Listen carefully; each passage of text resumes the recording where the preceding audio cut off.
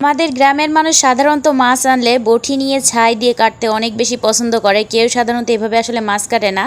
একদিন হঠাৎ করে গ্রামে যে আমি এভাবে মাছ কাটতেছিলাম, চামিচ দিয়ে আশ ছাড়াচ্ছিলাম, আর সেটা আমার ননদ দেখে এত বেশি হাসাহাসি করতেছিল। তারপর থেকে আসলে পুরানো বাড়ি গেলেও কিছু মানুষ আমাকে জিজ্ঞেস করতেছিল এভাবে কেউ মাছ কাটে। আমি আসলে যেহেতু ঢাকায় থাকি, বিয়ের পর থেকে, বিয়ের আগে সাধারণত মেয়েরা খুব কাজ কমই পারে, আর ঢাকায় বা শহর অঞ্চলে মাছ কিন্তু কেটেই আনে। আমি সেভাবে আসলে মাছ কাটতে পারি না, খুব কমই পারি। তারপরও যতটা সম্ভব আসলে চেষ্টা করি নিজের কাজগুলো নিজের করার। যাই হোক, এই তো দেখতে পাচ্ছেন সকাল সকাল বাজার এনে রেখে গেছিলো, আর সেগুলো একটু গুছিয়ে নিচ্ছিলাম।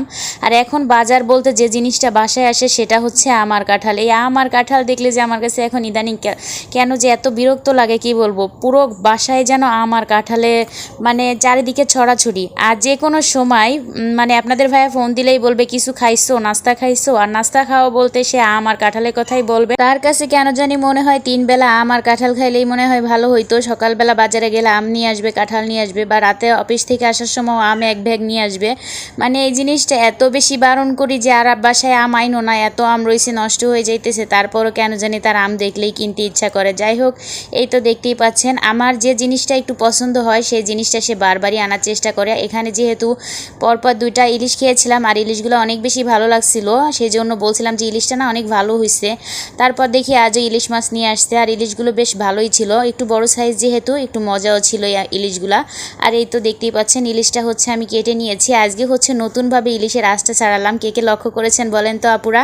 এখানে হচ্ছে 5 টাকার একটা কয়েন দিয়ে ইলিশের আঁশটা ছাড়ালাম। আমি একটা ভিডিওতে দেখলাম কি এইভাবে আঁশটা ছাড়ালে নাকি খুব সহজে ছাড়ানো যায়। আমার কাছে মনে হলো চামিচ বা এটা দিয়ে ছাড়ানো একই উপায়। আর যাই হোক, আমি একটু ট্রাই করলাম যে আসলে সত্যি কি টাকা দিয়ে বা পয়সা দিয়ে এইভাবে আঁশ ছাড়ানো যায় কিনা। আর এই তো দেখতেই পাচ্ছেন আমি হচ্ছে কাঁচকলা দিয়ে ইলিশ মাছ দিয়ে রান্না করব। আর কাঁচকলাটা অনেক বেশি উপকারী আমাদের জন্য, সবাই জানেন যে এটা হচ্ছে আয়রন সমৃদ্ধ, মানে রক্তের অনেকটা ঘাটতি পূরণ করে। এই জন্য কাঁচকলাটা ইদানিং অনেক বেশি খাওয়া হয়। আর এই তো এখানে দেখতে পাচ্ছেন আমি কিছু বেগুনও কেটে নিয়েছি ভাজি করার জন্য। সাধারণত 2টা রান্নাই বেশি করি, একটা ভাজি একটা তরকারি, এতে করে আমার হচ্ছে রাতের খাবারটাও হয়ে যায়। যাই হোক, দেখতেই পাচ্ছেন আমি কিন্তু মাছের পিসগুলো অনেক সুন্দর করেই কেটেছি। একদমই যেহেতু মাছ কাটতে পারি না, পিসগুলো দেখে নিজেই আসলে অবাক হয়ে গেছি যে আমি এত সুন্দর মাছ কাটা শিখে গেছি।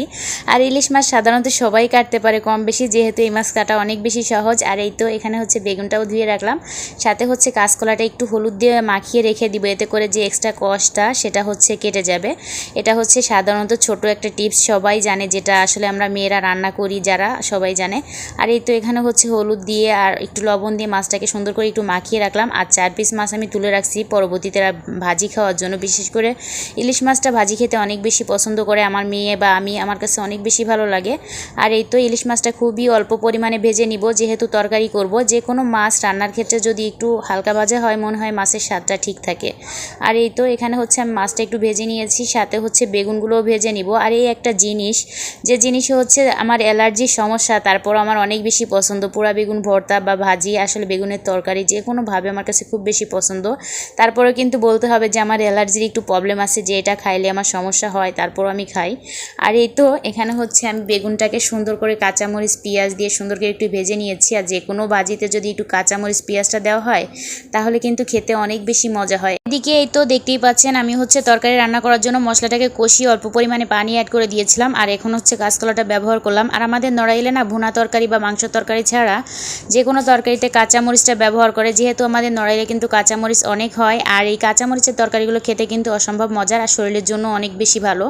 আর এই তো এই পর্যায়ে হচ্ছে পানি অ্যাড করে দিলাম। যেহেতু কাঁচকলা ইলিশের তরকারি খুবই কম মশলায় রান্না করলে কিন্তু এটা খেতে অনেক বেশি ভালো লাগে। আর এই তো আমি হচ্ছে ঢেকে কিছু সময় রান্না করে নিব, ঝোলটা একটু টানিয়ে নিব। আর কাঁচকলা আলুতে একটু ঝোল টানে, এই জন্য খুবই পাতলা করে রাখার চেষ্টা করলাম, যেহেতু ঝোলটা রান্না করার পরপরই একটু টেনে যায়। আর এই তো দেখতেই পাচ্ছেন আমার রান্নাটা কিন্তু কমপ্লিট। আর বাহিরে কিন্তু একদমই রোদ নাই আজকে, একদমই ছাওয়া ছাওয়া। যাই হোক, অনেক গরম কিন্তু তারপরও। আর এই তো এদিকে হচ্ছে গরম চুলা যেহেতু মোছা যায় না, আমি একটু মুছে রাখতেছিলাম। আজকের ভিডিওটা এই পর্যন্ত, সবাই ভালো থাকবেন, আল্লাহ হাফেজ।